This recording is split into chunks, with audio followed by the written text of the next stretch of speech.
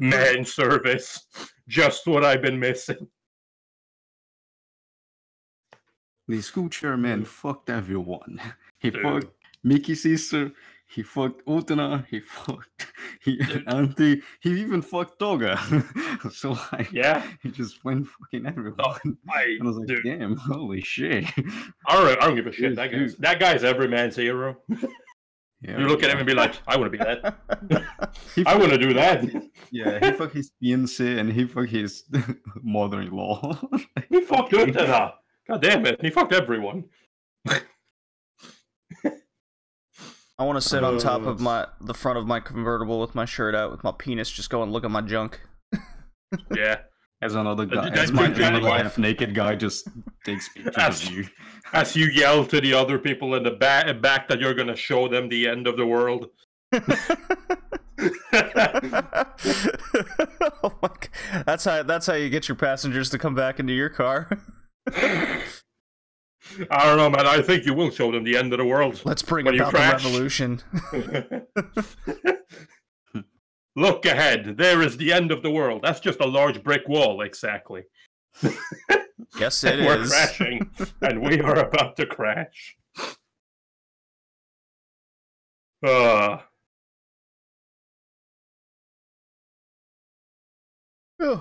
God damn it. The constant use of the rose. Love that rose. He loves roses. Fucking roses needs to be in everything. I agree. I think it's more flowers than roses. Well, no. Well, yes, but in this case, it's the. But it's not the. Well, okay. In the only fucking symbolism that actually has Utena has it's the roses. I kind of disagree with that, but we'll get into that. But yeah, no, I mean, I was about to say, they did the same thing in Yurikuma, but that was the lily, so never mind. Yeah, that's why I said it's more like flowers. I think there's a little bit as well, like Mauro Penguin Drum. Yeah. Yeah. But Mauro Penguin Drum is different.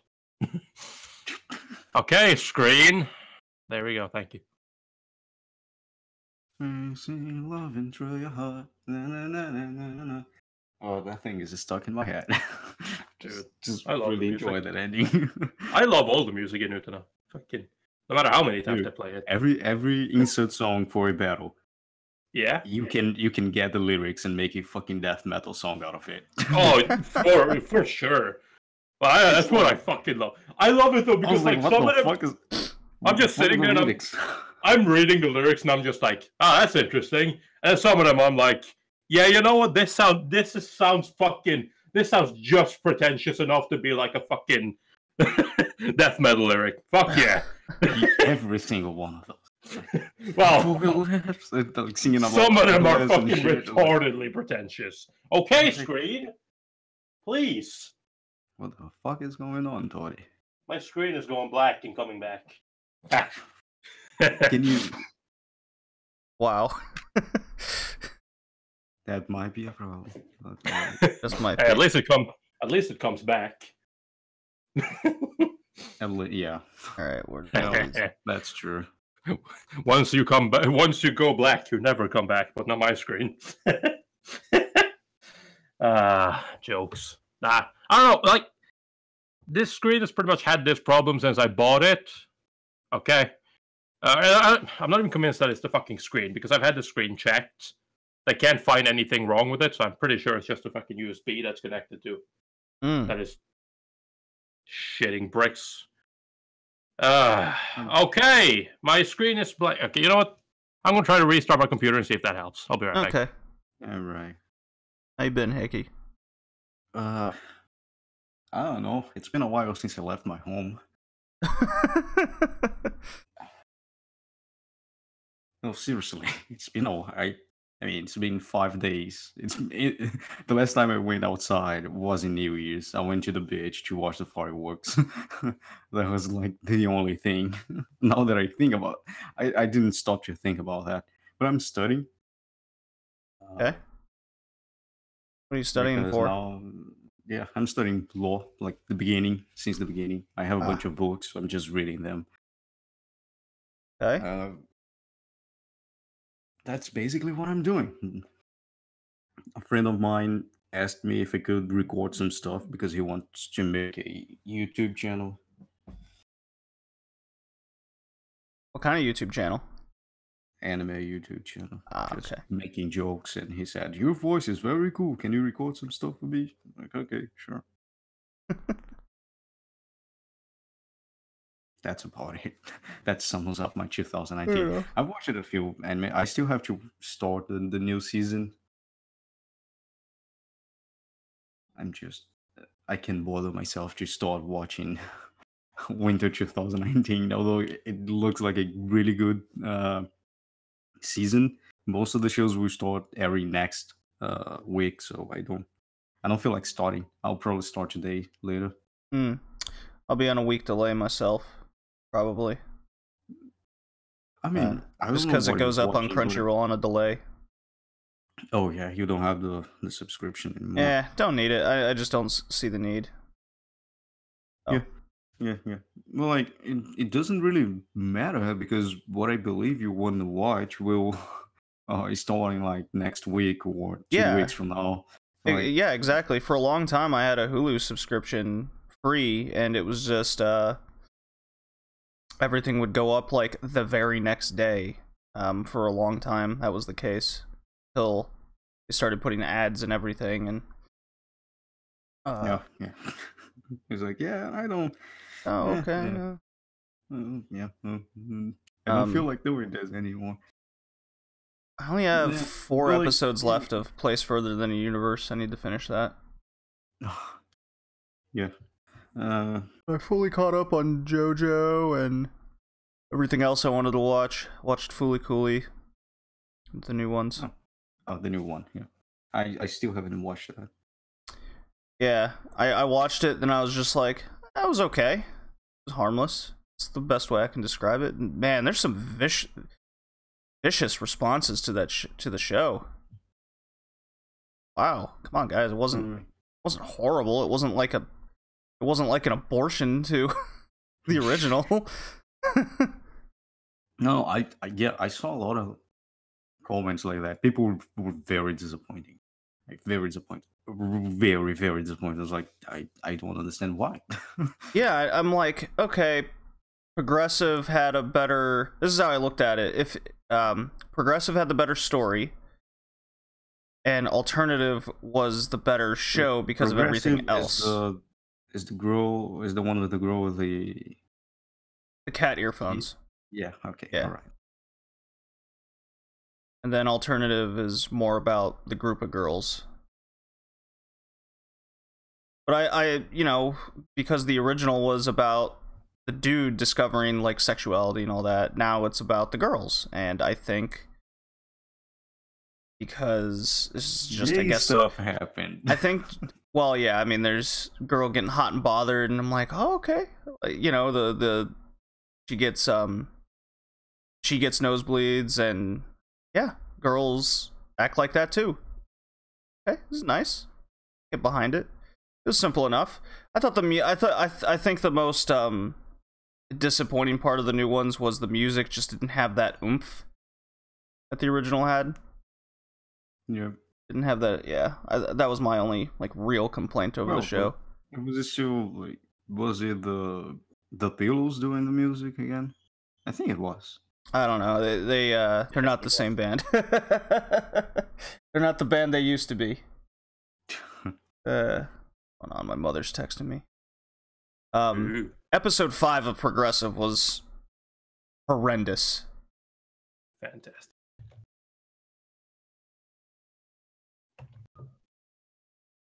Oh no, my mother's car was busted into.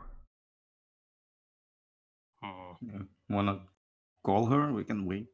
There's a guy screaming on the street, so like we might just wait that guy back. No, they went to try to steal stuff out of her car. They busted the window, but she doesn't have anything. So It's just a busted window. Fantastic. it turned out just to be a busted window. Okay. I'm gonna steal all the things that are left. Spending my What the Saturday fuck? getting the window fixed thanks to assholes! Exclamation. Yeah.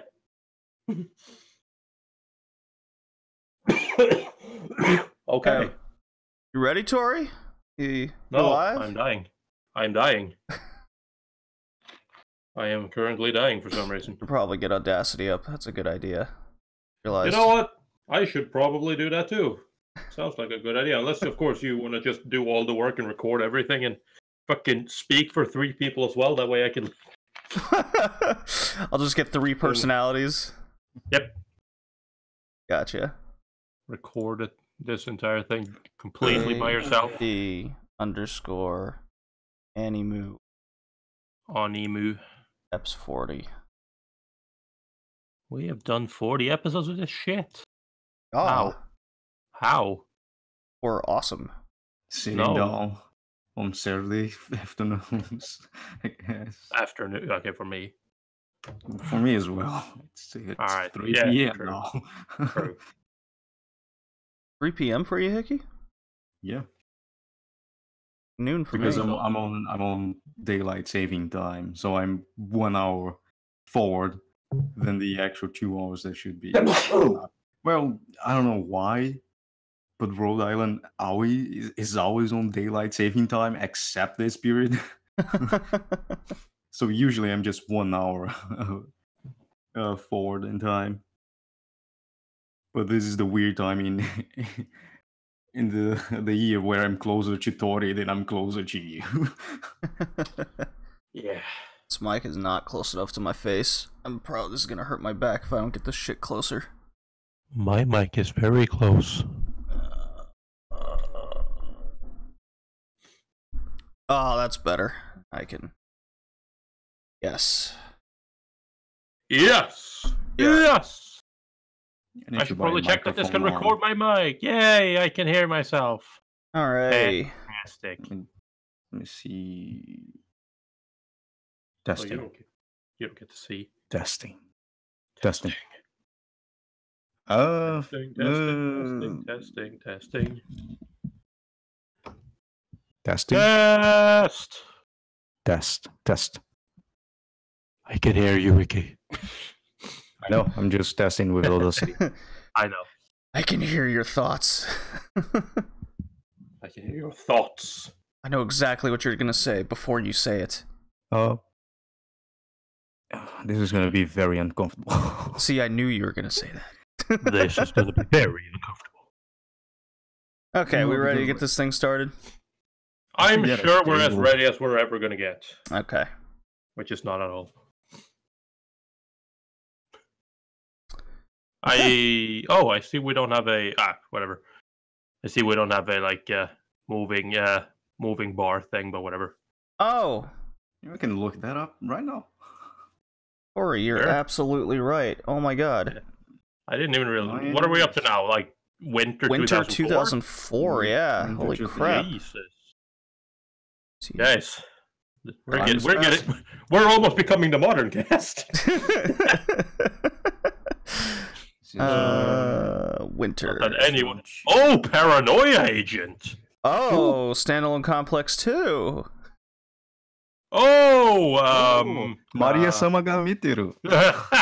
The Area 88 reboot that didn't do shit. Hey, Meso DSA, the anime adaptation of that Born. Monkey Turn. Meso The Forte? hell? No, not and anyone? No. No. Okay. Ooh, Joe Henshin cosplayers. That- All right, we can do. I'll just add moving bar. And I'll just before the outlook. Monkey turn. Moving Yeah, I'm definitely. All bar. that. I'm That definitely going to sounds mention Meso DSA.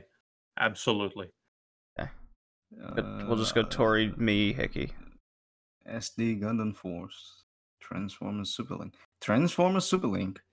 Remember that show? It went on television. I don't. Oh, so dude, Transformer anime is always awesome. I have good memories of it. I'm probably gonna get to 600 watched anime in 2019. How nice.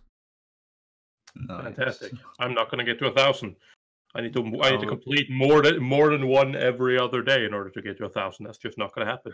That sounds like a lot of music videos to me. That is actually true. You know, no. I hear Bump of Chicken has Chicken has like 40 videos alone. Yeah, but like I've already watched the only one that matters. The fucking that like March comes in like a lion. No, fuck that. Oh, Wow.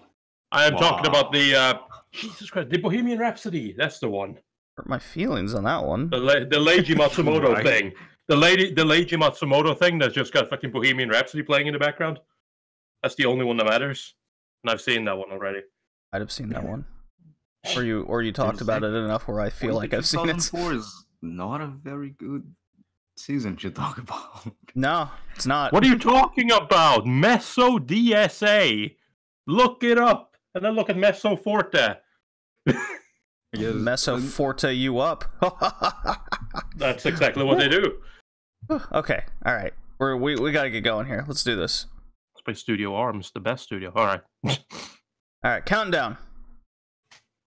3, 2, 1, go.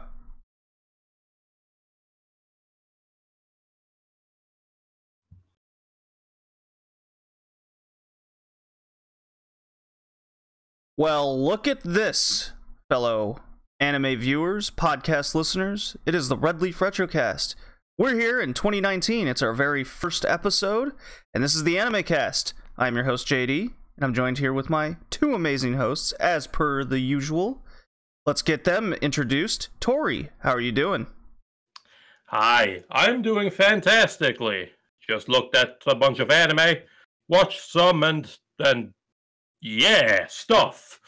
Stuff and things. I couldn't agree more. Well, let's get our other host introduced. We're joined by the host that knows the most. It's Hickey, King Weeb himself. How you doing? Hello. I'm doing fine. I just don't have any motivation at all to record a podcast, but I'm doing fine. Wow. He doesn't even want to be here. You were the one saying you didn't want to be here.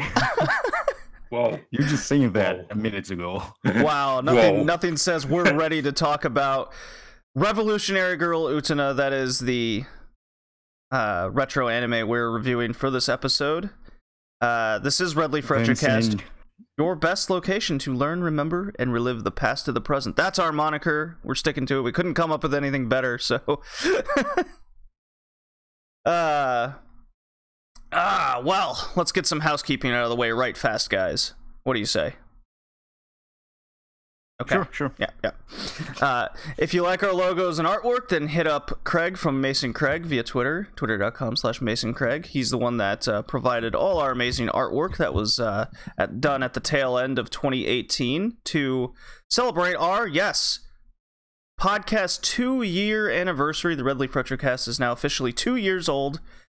What a milestone. Never thought I'd make it this far. And I have all of my hosts to thank. Tori, Hickey, thank you for joining me. You're welcome. My pleasure. It means a lot. I remember us talking about we weren't even going to make it 10 episodes, and yet here we are. Here we are at episode 40. And speaking of 40 and this 2-year anniversary, we did have a podcast contest going on in the month of November in anticipation of this.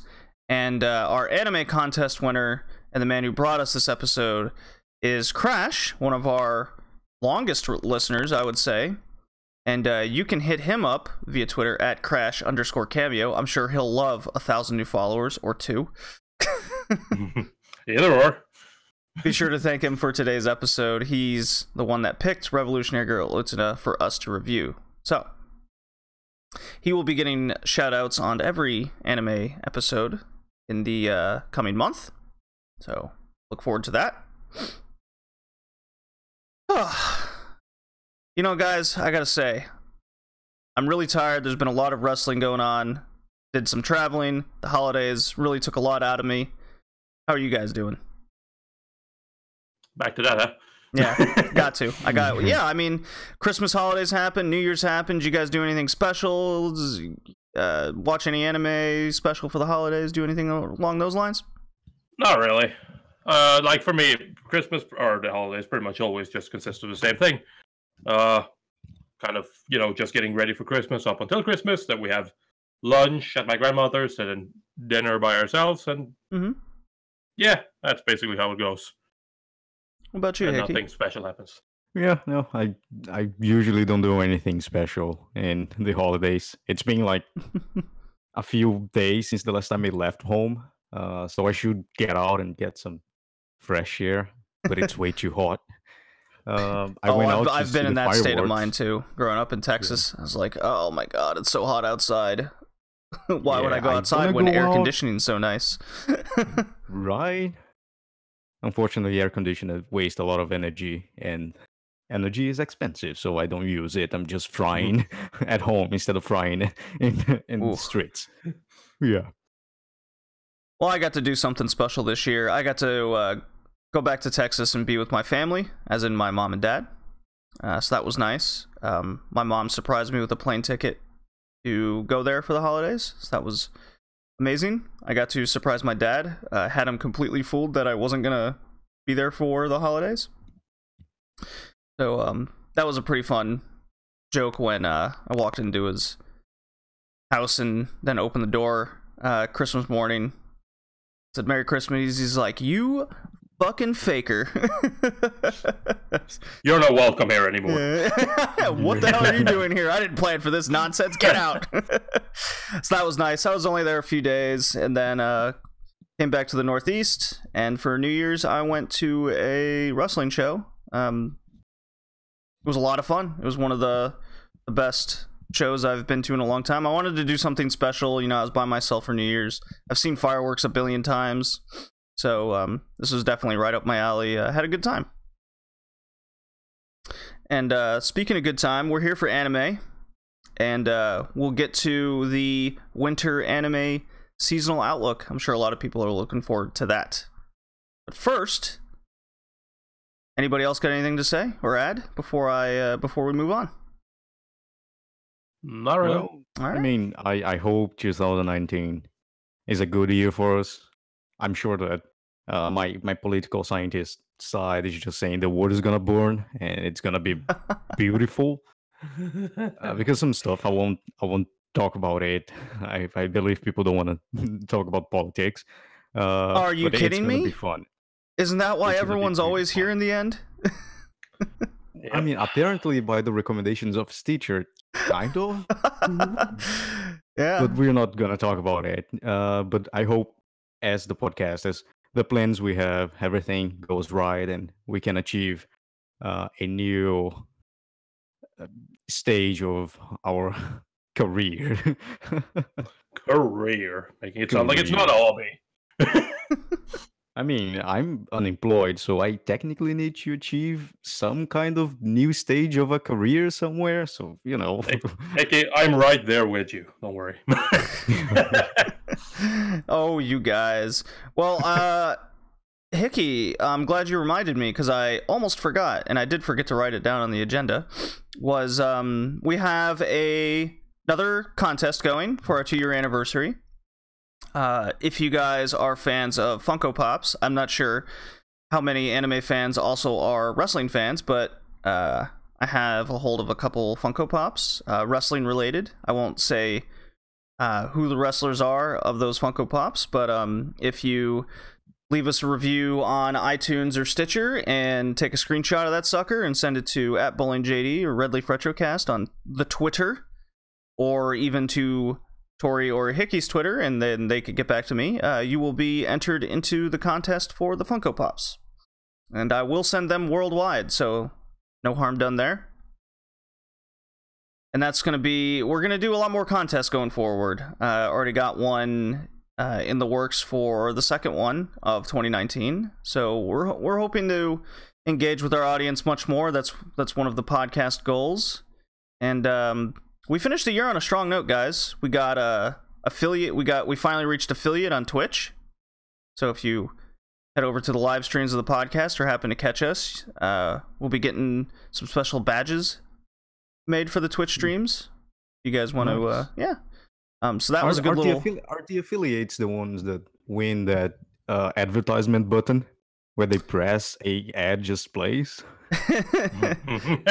I mean, yeah, things like that. Yeah, Just to make sure. But it's it's a lot more Twitch. What's the word? Interaction. Much like on Mixer, I have set up a lot of the interaction buttons that people like to spam every now and again during the streams. But Twitch is a lot more user-friendly with that. So hope to engage our audience a lot more. And we finished 2018 on a strong note. We reached 15 iTunes reviews in in the United States, and then we got double digits into Stitcher reviews. So thank you to everybody who's done it. I'm very happy. I kind of had to put the word out and bug people, but it was done. Better review us, goddammit. But damn it, we have reviews. Yeah, we're up to about like 29, 30 reviews now.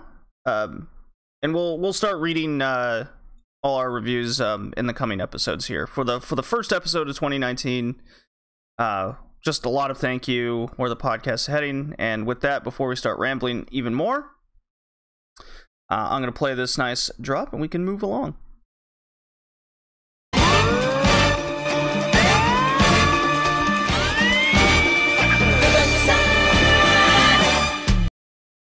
Alright, well, what would the Red Leaf Retrocast Anime Edition be without Ori's Quest update? In this case, he's got more movie Quest updates to update us on. Take it away. Sure have.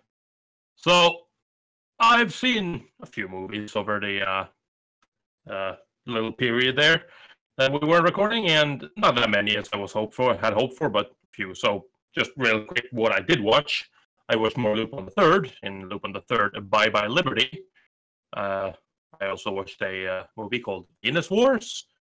I watched a little Western/Eastern co-production called Little Nemo Adventures in Slumberland.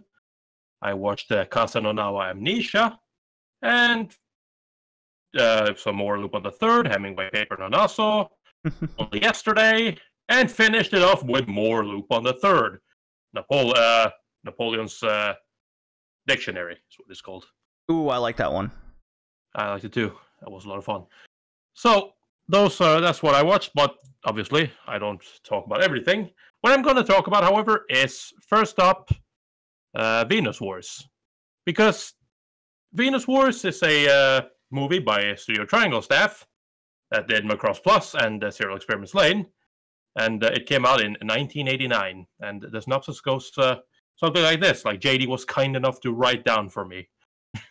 Set in the 21st century on a recently terraformed Venus, Venus Wars is the story of a war between two opposing nations and the effects it has on a group of teenagers. Dark and gritty, with an air similar to that of Akira, it focuses on coming of age during the midst of a planet's devastating war. Sure doesn't, but yeah. Something along those lines. Basically. Summary taken from Anime Planet for the sake of our listeners. Yeah, I would definitely say this is a synopsis made to make something sound more interesting than it actually is. It's about a bunch of rebellious kids, and you have the two different factions, the two different factions that are warring, and then one day the one faction just says, you know what, we're sick of your shit, we're gonna invade and just fucking take over. So they do, and then war starts, and people are getting killed in the streets, and these kids they hate these tanks that have invaded and ruined their life. They're powerful and very hard to defeat, but they try to find ways, and then eventually they get drafted into the military that they don't want to be a part of, and then they just kind of fight. So yeah, it's a lot of fighting. It's a lot of weird like almost unintentional comedy, I would say. It's not like they're trying to be funny, but they are.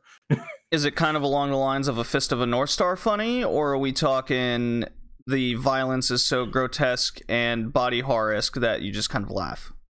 No, the violence is not that grotesque. Like, I would say it is kind of more in the Fist of the North Star territory. Like, there's a lot of just kind of funny character interactions. You do obviously have a comedic relief character in the reporter that's there to report on the entire thing. I mean, Mm-hmm. for fuck's sakes, she kind of like, when the war breaks out, she's like, I gotta film this, and then she runs into the street where the tanks are coming at her, and she's just standing there filming it, and they're literally shooting rockets at her, and she's just dodging out of the way, like, no, don't take me, I gotta get this on camera. Like, oh yeah, sure, all right, Anything for the sake of the good shot. yep, yeah, and she becomes kind of involved with a bunch of these kids, and some like her, some don't. How old are these kids, by the way? I don't remember. I don't think their age was specified, but they're teenagers. I'd say they're anything from 16 to 18, 19. Bit older than I was expecting. Yeah, like they're not young. They're motorcycle racers, or I call it motorcycles. They're riding these like one-wheel motorcycles, and they're involved in this death race. Ooh, basically, deadly unicycles. Hell yeah! Oh yeah. So it's just a bunch of people like fighting and trying to win, and that's kind of their shtick. But that doesn't really go anywhere. It's kind of just gives them an excuse to be naturally good at riding motorcycles. Which, speaking of which, what's the only weapon that's good against these undefeatable tanks? That's right, motorcycles with a giant cannon on it. Oh, I love it. Oh, I'm picturing it now. It's not as big as you think. So, good, entertaining movie or skippable? Yes. Yeah. I mean, it is very skippable. It is definitely not something that everyone's going to enjoy, but it is, for me, it was a lot of fun. I enjoyed it. I had a ton of fun kind of seeing the random characters. At the end, they introduced like a weird gay character who only has a couple of lines, but he sure made his impact as he's flirting with the main guy of the show, and then the other guys kind of look at him and just go like, "Don't get too close to him. I'm sure he has AIDS." Oh, I remember yes, I remember you posting that picture in the chat while you were watching this. I sure did. Like, is that an 80s movie? Yeah. Yes, 89. 80s. Yeah. Yeah. Well, that's definitely that line is such a product of the era. It is for sure. That was the mentality. That was the mentality. Yep. Yeah. Nah, but like he is funny, right? Because he is just fucking like, he is the guy that you wonder how he managed to get into the military.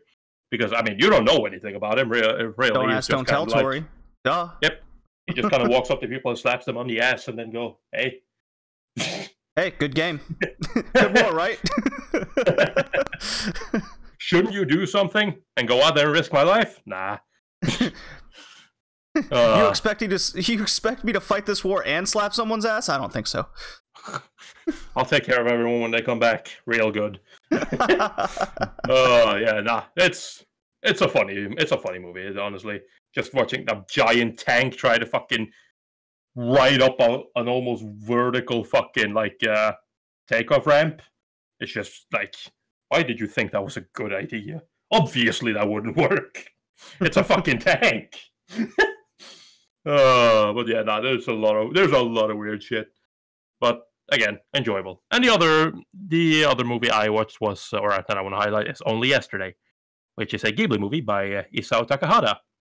And the synopsis that Jay wrote down is: Taiko Okajima lives a nondescript life in Tokyo, performing office duties in the day and then coming home in the evening to listen to her mother's remarks on the phone about her unmarried status.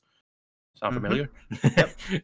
We've all been there. In a bid to escape the monotony, Taiko decides to visit the countryside she once loved as a child and spend time on a safflower farm run by relations of hers. But it's probably supposed to say relatives. Probably. But her journey awakens memories she thought she had long abandoned, and Taiko must once again decide the kind of person she truly wants to be. So, this movie is obviously by Takahata, and it's a movie that I enjoyed a lot. In certain aspects, it kind of reminds me of just compared to another, like a more recent movie. You've seen the Millennium Actress by Satoshi Kon. It reminds me of that.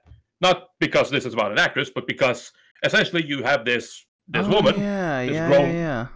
you have this grown woman, and the movie basically has two parts. It has that, or not two parts, but like it combines the two different aspects of her life: her as a grown woman now, and her as a child. So like it kind of interweaves that, and you go down, you take down trips down memory lane, where she came from, the people she knew, yada yada, stuff that she experienced, what she was like as a kid, contrast that to how she is now as an adult, and then obviously realize that she has not really changed that much. And then kind of have to face when she decides to go on out to the countryside, stay there, and she is kind of reminiscing with old acquaintances of hers about what it was like, what they were like as a child, and a bit of romance and whatnot. And ultimately, it's just a really nice movie that comes to a really nice end. It's not like it's not filled with like drama or heart pounding action or anything like that. It's just a nice little character story about a girl who's grown up and kind of reminiscing about her life as a child and realizing that, maybe it's time to actually also grow up for real, not just embody. Oh yeah, no, it's Only Yesterday is one of those Ghibli movies people skip over most times. It was definitely in the early 90s Ghibli movies. They were trying something new. I guess they're trying to get away from the fantasy aspect and go more, what's the word? Slice of life. Yeah, yeah, thank you, Hickey. Essentially. And this was definitely a highlight. I think this is a much more... for those that... like you, Tori, you're not the biggest Ghibli fan or Miyazaki fan. I think this movie in particular is the other side for that entry into what Ghibli was capable of. It was a very nice movie. It gives you real good feels inside, gets you to reminisce about, at least in my case, got me to reminisce over my own childhood when I was watching this. I'm like, yeah, we've all kind of been there. Go back to a place of nostalgia, whether it's physically or mentally, and you just go into that same state of mind and wonder, where you're at in your current life. Because that's always fun to see how people change, right? Because it's kind of Taiko as an adult, while she still is pretty childish, and I'm more specifically talking about in terms of romance and whatnot, and she doesn't really. She doesn't want to be tied down, let's put it that way. Sure. She kind of just wants to live her own life and do what she wants to do, right? Like, why should anyone tell her what to do? She's going to be a single girl in the city and no man is going to keep her down. Exactly. Except she decided to go, out into the countryside, so. And then she had a man keep her down. Wait, kinda. Does she? Yeah, kinda. She does do that. I mean, yeah, the ending, but like... it pretty much says it right away. Like that's kind of where it was heading. So I like that. Like it wouldn't. But it's you've seen her the entire time, right? And kind of seeing how she is now. She is, pretty responsible adult, all things considered. Like it's not like she is a bit of an earhead and a bit of like my pace type of character. She does stuff at her own in her own tempo, but she is responsible. She does the things she wants to do and whatnot. And then you kind of contrast that with her as a child, because like one of the other characters points out as well, when Taiko's telling stories about her child, is like, I can't picture you as a spoiled brat. But sure enough, she was a spoiled brat. She didn't like stuff. There was stuff she didn't want to eat, and she got yelled at by her family for that. She was leaving her onions. Why are you wasting food? Yada yada. She got smacked by her dad for not walking outside without wearing shoes. Which was a bit of that's one of those Takahata moments where it's like, where it is a bit like, is that really what we're gonna do now? But he kind of has a good way of getting around that, because it's like, even the characters react to it. It's like, whoa, your dad hit you? And she's just like, yeah, but I was also throwing like a tantrum and being annoying and disturbing everyone and breaking the rules at the same time. And besides, and it's like, but did he ever hit you again? No, never. One time only. Nicky, you've been awfully quiet. Have you seen Only Yesterday? No, that's why I'm quiet. I don't have anything to add. There you go. Fair enough, I lived in the same place my entire life, so I don't have that nostalgia thing. All right. As well, I'm very young, so I don't really have any reason to be nostalgic about anything. I think that varies. I was hit with some nostalgia when I went home to Texas because I only go there maybe once every 2 years. Once every 15 years? No, once every 2 years seems to be the case. Like an every other year kind of situation. Once every 200 years. And I haven't lived there since 2005, so it's been a while. Yeah, but like for me, it's a nice movie. Like it's a refreshment from Ghibli because it's a more adult film. Not in terms of like, oh, it's got adult content, but in terms of like, it's the sort of thing that if you were to sit a kid down to watch this, they would probably be a bit bored. Be like, I don't get it. Yeah, it's much much more mature than that. Yeah. Well. Yeah. So, high praise. Yeah, I get pretty high praise. Is this your favorite Ghibli movie you've seen to date? Now. No. Ooh. I would still probably have to give like my two favorite Ghibli movies are My Neighbor Totoro and When Marnie Was There. I haven't seen When Marnie Was There yet. Only Yesterday was pretty good. Okay, it's definitely up there though. Oh yeah. Yeah. This when I remember I had this on my regular quest, which I'm gonna get back to in 2019. That's a goal I have. I thought I was gonna finish it in 2018, but other things came up. But yeah, I watched Only Yesterday on the quest, and it was a pleasant surprise when I came across it. So, okay, well, let's just move this podcast right around. It is the new anime season, which means I need to play a drop. We can get into that. I'm sure a lot of people look forward to that. Always get a lot of feedback. So, time for... Oh yeah, Speed Racer. It has to be. Go Speed Racer! Go Speed Racer! Go Speed Racer! Go! I quite like that. It's very catchy. And we did cover Speed Racer on a past episode, so definitely go check that episode out. Ooh-hoo-hoo. So, for those joining us for the first time and you're not familiar with the way we do things for the seasonal stuffs, we first have a moving bar, which means we like to highlight a show from a season that is now available for review, because we have our 15 years or older rule. So, Tori, what is the first anime you'd like to highlight from the winter season of 2004, the ancient times? Well, honestly, there's only one thing that I could think of possibly want to talk about from this season that is not, Ghost in the Shell or something along those lines, and that is obviously the show called Meso DSA. The hell is that? Meso DSA is a sequel TV series created by Studio Arms, and it's a sequel to a little OVA called Meso Forte. And for those who don't know, that is a hentai.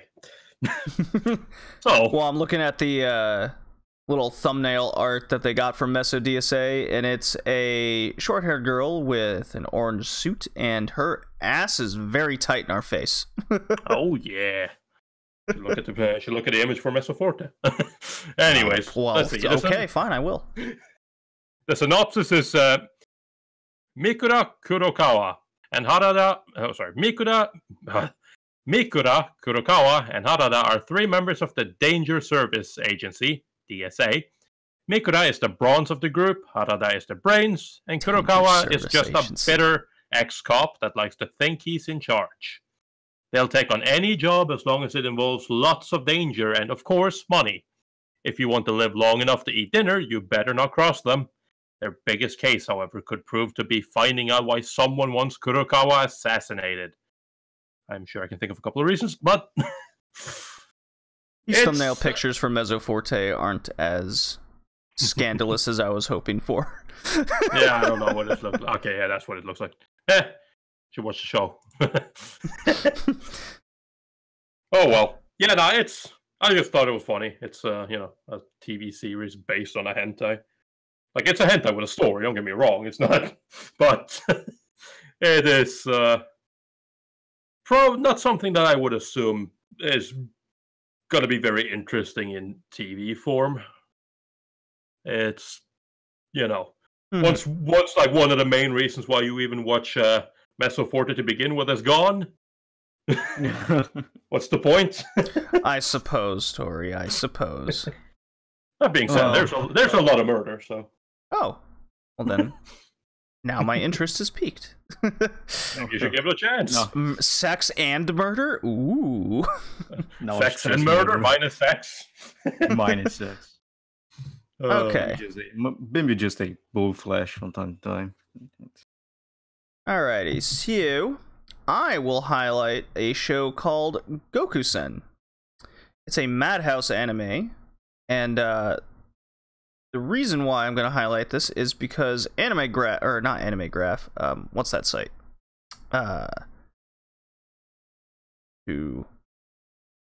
Graph Anime Plus, that's what it's called, has been recommending this anime to me for years. And what is the show? Well, Kumiko Yamaguchi is smart, enthusiastic, and ready to start her dream job as a math teacher at Shirokin Academy. But as her first day opens on atrocious students and cowering teachers, Kumiko realizes that the all-boys high school is a cesspool of delinquents with no intention of improving themselves. So I guess it's like an GTO kind of thing? That's what I'm getting. That's the vibe I'm getting from it. Sounds like it. Yeah. Who knows? Could be good. It's been like I said, it's been recommended to me on that site for years. Now it's possible for review. So how about that? If you would like to recommend the show for us to review, hit us up on the Twitter and all the stuff. Or recommend us Mesoforte. Or recommend the hentai. And naturally welcome everybody in the chat. Everyone from Twitch seems to be chiming in. Hickey, what's the show you want to highlight? Of course, it's a great show called Maria-sama ga Miteru. No, that's not a thing. We need to talk about Moso Dairinin, or Paranoia Agent. Another Madhouse show, yeah. Where there's a city where a figure called the Shonen Bat is terrorizing the residents, and two detectives are trying to discover who is this Shonen Bat kid. So, like, it's very psychological drama and stuff like that. Yeah, it's Satoshi Kon, too, on top of that. Sure is.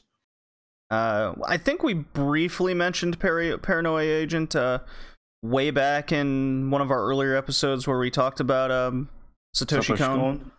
Yeah. So, Probably.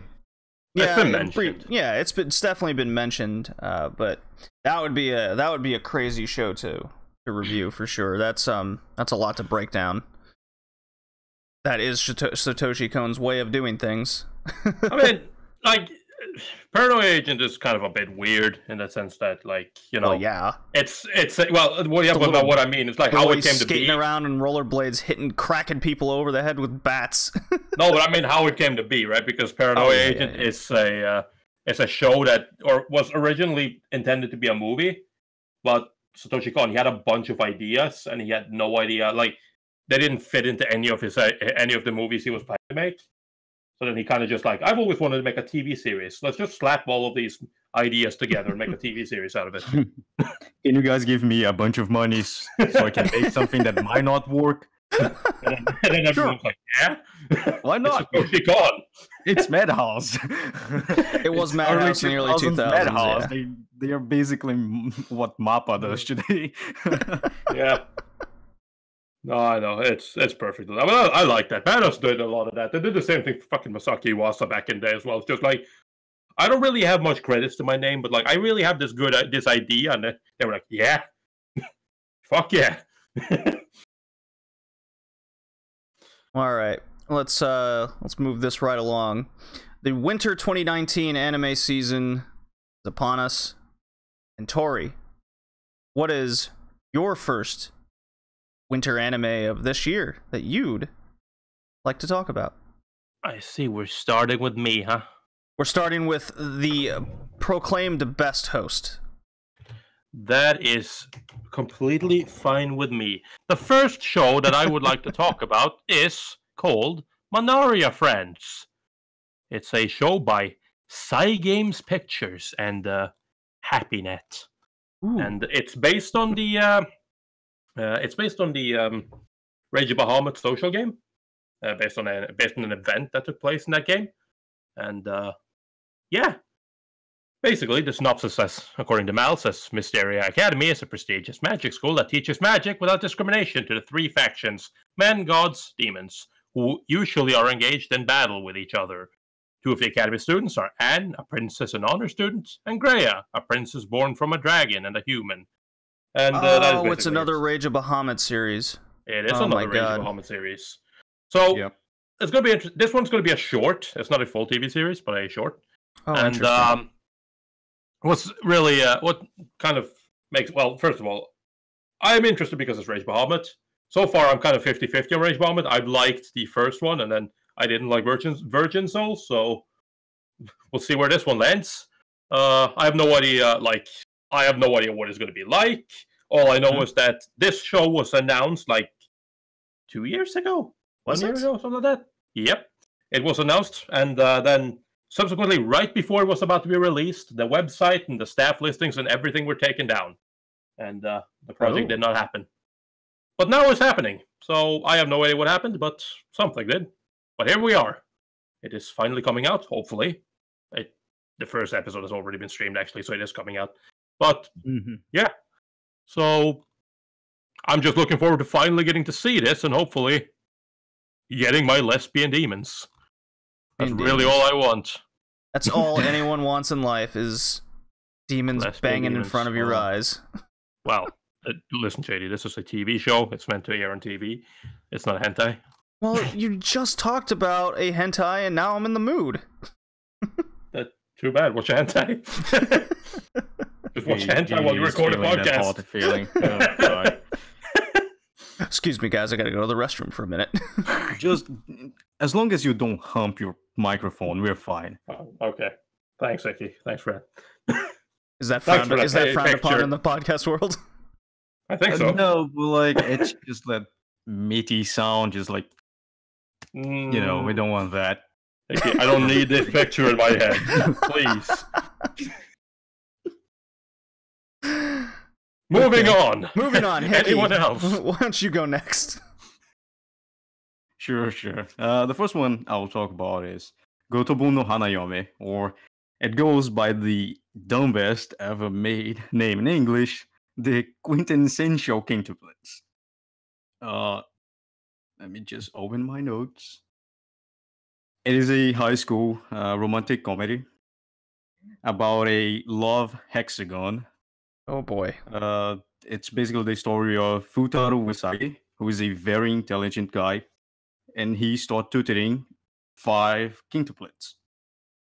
And the problem is the quintuplets, they don't want to work, and they don't want to study. So, very, very basic romantic comedy. At the beginning, I've read the manga. The beginning is very, very standard for a romantic comedy, a high school romantic comedy. But you stick around, it's fairly good. The characters, they are their own characters. They are not stereotypes, and the main character has its own personality, so he's not supposed to be you. He's a piece of shit from time to time, but the girls are also pieces of shit. I think in the first chapter they drugged him or something like that. But anyway, it's one of the shows I'm really hoping to watch, and I really hope it's good.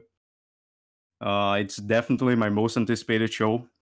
The only one I feel like watching this season that I don't look at say, damn, anime was a mistake. Anime was a mistake. Yeah, definitely look forward to it. I believe it's gonna be the best romantic comedy from a long time. But that's not really difficult. Well, yeah, I suppose. Can't totally argue it. All right. Well, I'm doing this a bit different. Instead of a TV show, I'm going to highlight a movie. And it's kind of in relation to the the spirit of the anime cast, the Retrocast. And that is the new City Hunter movie, Shinjuku Private Eyes. It is as far as I can tell, it's a reboot of the franchise. And for those that aren't familiar with City Hunter, it is an episodic kind of private eye action drama from the 80s. And no, action comedy is definitely a better way to put it. And the reason why I want to highlight it is I'm very interested. Like, I do like City Hunter, but I'm very interested to see what they're going to change character-wise to kind of tone down the character in 2018. Because let's face it, the guy in City Hunter is very grabby. He straight up molests and... yeah, he molests women, basically. And I'm not gonna lie, I kind of hope they don't, because I just want to see people's reaction to you it. want to see the SJWs just freak the fuck out. Oh yeah, oh yeah. I mean, they are already freaking out because of one anime I'm gonna talk about later. Yep. So like, let's just see the world burn, as I said before. 2019 people, it's finally happening. I sure hope we don't get to the point where the City Hunter movie is why the world burns. The City Hunter movie sparks World War III. Oh no. He is the most dangerous man in Shinjuku. Women beware. But yeah, if that's any case, like, it's definitely a product of its time of the 80s and you know what the culture was. It's definitely changed a lot. So what changes in 2018 to how it affects the characters? Perhaps we'll get different stories. I am looking forward to the action scenes and what City Hunter can do. I will be looking at this movie in 2019 for sure, and I'm excited for it. So, Corey, you're up next. I sure am up next. And the next show that I want to talk about is called Maho Shoujo Tokushusen Asuka, or Magical Girl Spec Ops Asuka. So, basically, it's a TV series by Leiden Films, so top class studio right there, clearly. Anyways, the synopsis goes, due to the invasion of Odysseus, enigmatic creatures of soil from the land of the dead, mankind who was on the verge of crisis was saved by the efforts of magical girls who had obtained a mysterious magical power. 3 years later, new incidents suddenly occur, tearing apart the normalcy of the girls who had each returned to their normal lives. The saviors of humanity, those magical girls called the Magical Five, now live each day fighting for their lives, even as they are trifled by fate. Thank you. With by fate. Yep. Thank you for that. Anyways, so yeah, what is this? Magical Girl. And Spec Ops and fucking murder and guns and guns. Just watch the PV. God damn it! I love the that promo PV. art is already amazing. Like, you have a girl with a baton and another one with a Kalashnikov. I'm not sure. Have you seen the second PV? It's just you see the girls just walking or having a normal day at school, like, and then eventually you get to see them transform into their magical girl outfits. And then it just fucking cuts to a dude with a machine gun mowing down people. I love it. God. It's gonna be fun. I believe it's gonna be fun. I hope it's gonna be fun. Yeah, nah. This kind of just screams B-movie to me. And if that's true, I'm gonna love the shit out of this. Dude, there's a magical girl with an AK-47. I'm all for it. That's That's gonna be awesome. Like, I think Asuka has a M14. There's another one with an M4. That's gonna be cool as fuck. I don't care. Yeah, nah. So this is just straight up action, pretty much, as far as I can tell. It's drama magic seinen, actually. So it doesn't even have action as a fucking genre. What the hell? It didn't. Does the PV lie? I hope not. Oh well. Yeah, I'm expecting fun. Magical girl fun. So, that's really all. Okay. All Mickey, right. what you got? My next one Are you gonna bring about the revolution? No, not yet. The next one is Bueno-san wa Bukyo, or How Clumsy Are You, Miss Bueno, by Le Spirit. Okay. It's a half-length episode series, which means every episode is going to be 15 minutes. So it's not a short, but it's not a full length. It's just halfway there. It tells the story of Bueno, who is the third year of junior high school, and she's in love with a guy. The thing is, she's a genius, and since she is a genius, she tries to show off her inventions to that guy called Tanaka. And basically, the show is gonna be a bunch of skits of her trying to show her love or show it off by using her inventions and failing. I saw the PV. I really enjoy the art style. I think it's very unique. And I saw the PV. It looks very fun. So like, you know what? It looks like a really, really fun comedy. So yeah, look forward to it. Fair enough. Okay. My second anime I'd like to highlight is a little show called Revisions. It is by Shirogumi Incorporated, a studio I've never heard of.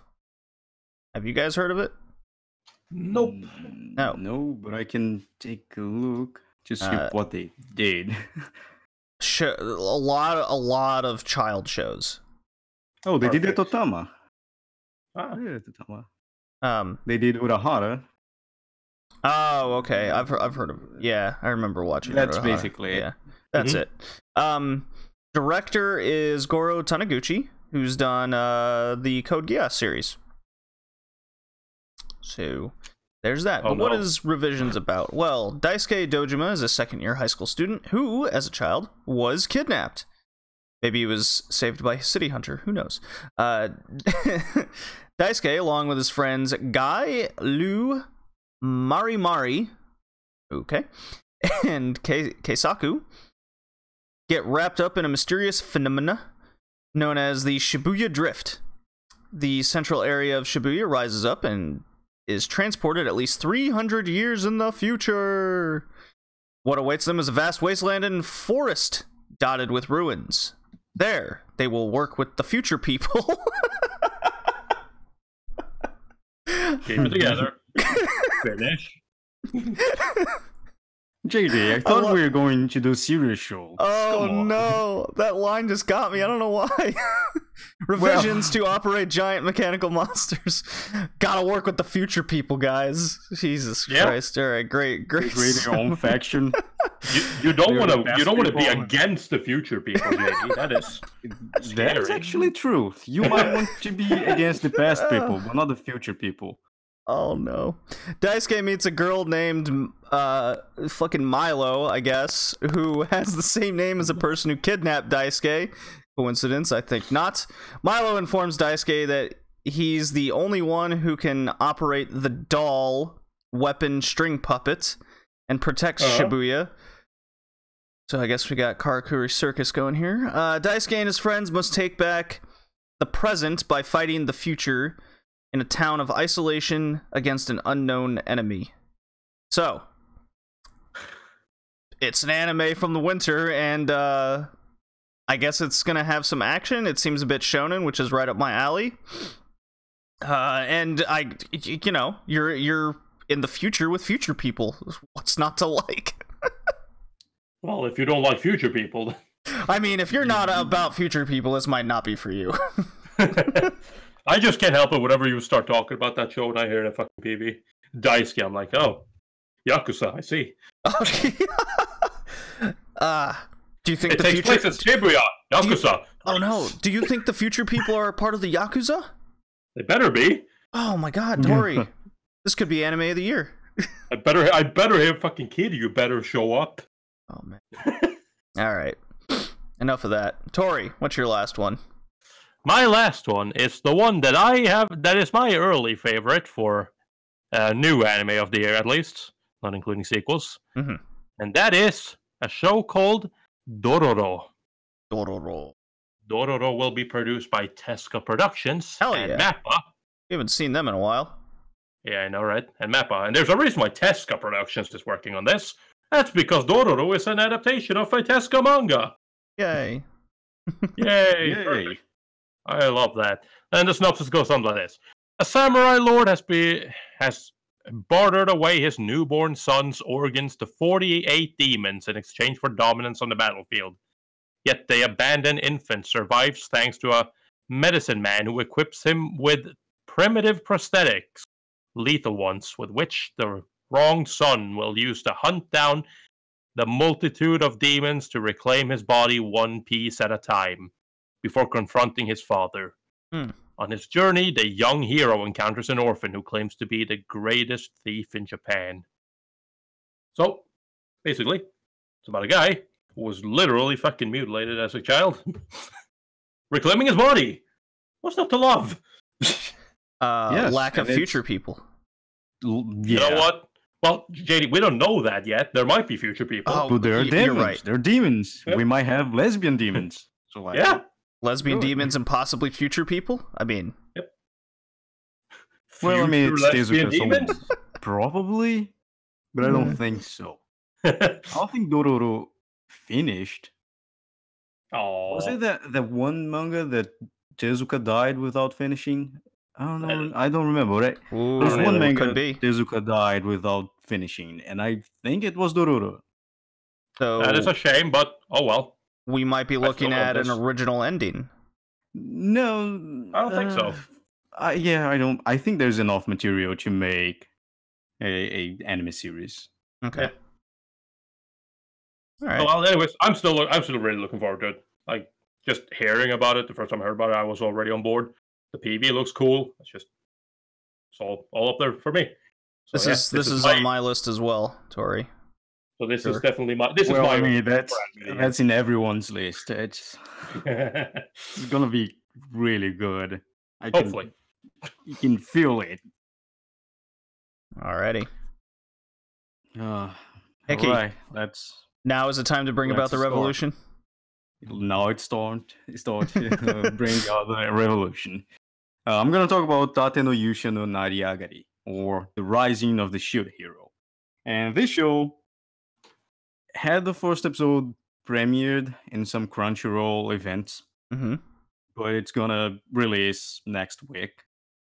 It's already under a lot of flack. Well, it's not under flack, it's just a bunch of people screeching on the internet. But we'll get to that. Rising of the Shield Hero tells the story of Naofumi Iwatani, which is a very otaku guy. He's the stereotype otaku, and he's very weak. He doesn't work. He doesn't make any exercises, and he's summoned in another world. So it's an isekai. Hooray. Fantastic. I understand now why Someone- people don't like this. Yeah, he's This is why it's steeped in controversy. I knew it. yeah. He's summoned with other three guys, and they are given the hero status. One gets a sword and becomes a sword hero, and another one a spear becomes a spear hero. Another one gets the bow and becomes the bow hero, and he gets the shield, and and as well being known as the shield hero. What happens is there were other summoners before, and the shield hero is always labeled as the weakest because he has a shield, he doesn't have any offensive capabilities, and usually they do bad things, they become villains, if I'm not mistaken. Because I read a little bit of the light novel and read the manga, I won't say anything more than that. What happens is he's betrayed, and people treat him badly. He's judged as a criminal and things like that. I won't talk more about the show because it takes away a lot of the impact of the first Sure. episodes. What happened was a formerly Anime News Network editor. I won't say his name. I won't say his Twitter where he said that because I don't feel like giving him the publicity. Fair Since enough. it was very dumb what he did. He went on Twitter and spoiled the crap out of the show. Oh.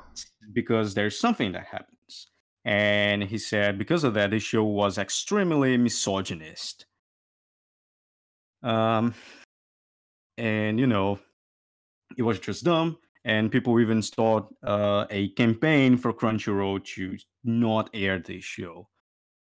Where actually in his tweets, I showed you guys. I put the Yeah. link. JD, if you want to post the link of that news article on the chat, I don't mind. But I won't be talking about basically what is going on in details. But he misused a lot of words and misguided people to think the show is very edgy and wrong, whereas actually not. It's a story like any other things. You have, literature elements that should be used. And I can say like that. It has false rape allegations and slaves, but everything comes out very natural. So basically it's also his revenge story against those people who treated him badly, even though he's a hero. And basically the guy misguided everyone to think this is an edgy show, and some people were even being disappointed thinking this would be an edgy show, and it's actually not. It's a very interesting story, very good story.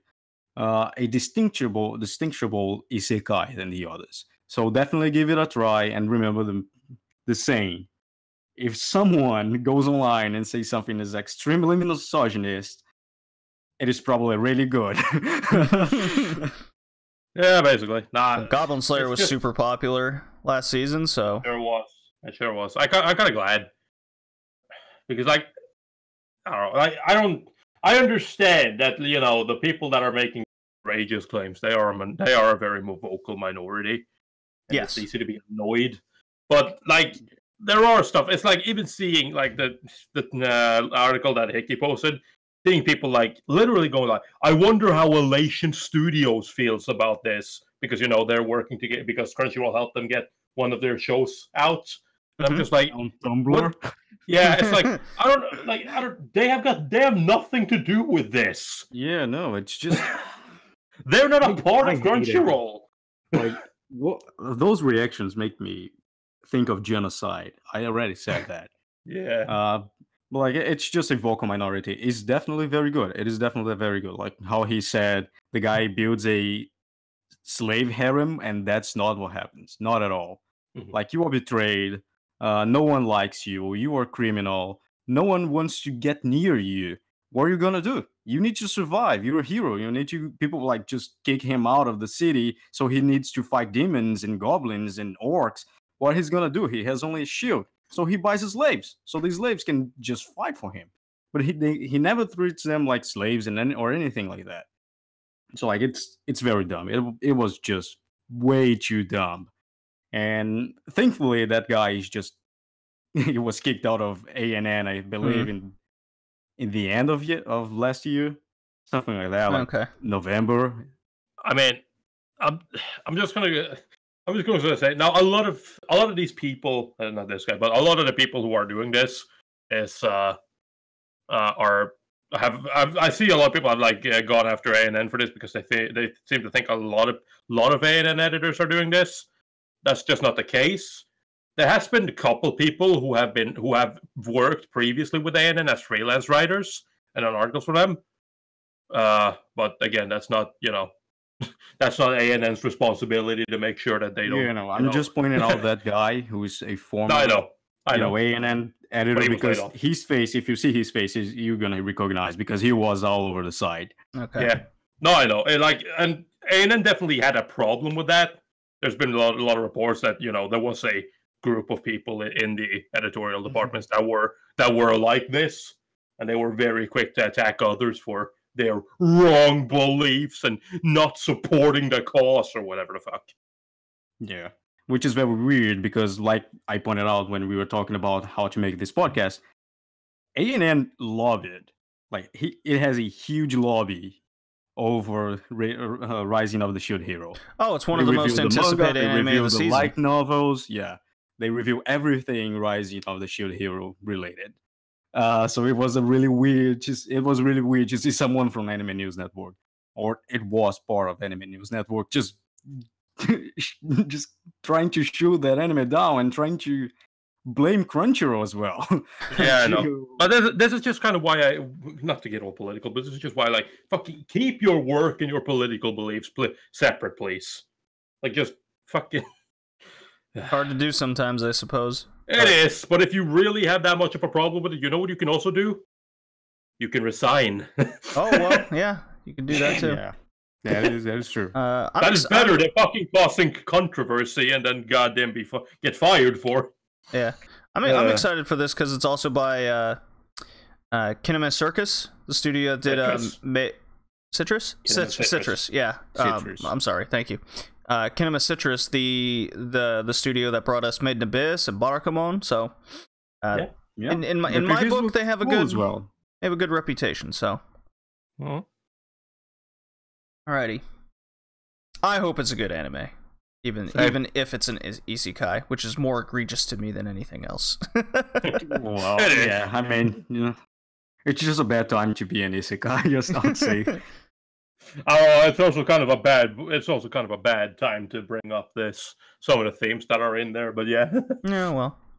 No, it's really nothing major. People will see it and be like, "Oh, I thought that's gonna be way edgier than it actually is." I know, I'm but so disappointed. I know, Ike, but it is still that kind of. It is still kind of that, It's like, someone falsely accused them of rape. Well, have you paid attention to American politics lately? Well. Yeah, I mean that's I thought you said you're not gonna enter politics. I know, I can't help it. I'm sorry. Let's move on. All right. Okay, so the last anime that we're going to, as I pull up the director right fast, so I'm ready. The last anime I'm highlighting here is The Promised Neverland. My most anticipated anime of the winter, actually. And it's by Studio Cloverworks, known for Bunny Girl Senpai, the previous season. I suppose that's anything worth any note. Yeah. Fairy Tail 2018, I suppose. But that's more A1 Pictures, I guess. Well, it's Cloverworks now. Yeah, it's Cloverworks now. Director is Mamoru Kanbei, best known for Denpa Teika no Kanojo. There you go. An elfin lead. I don't know. So what is Promised Neverland about? Well, it's a extremely popular manga from Shonen Jump, and something I've actually been reading since it was first translated in English. I have volumes, so you can just get a hint of my excitement for this to become an anime.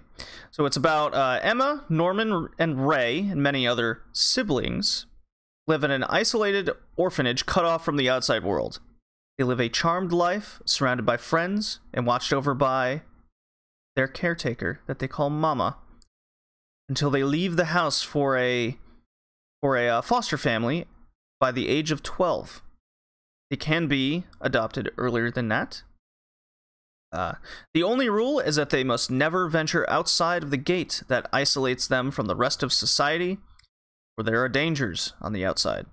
One day, the children learn the true horror of what's in store for their short lives.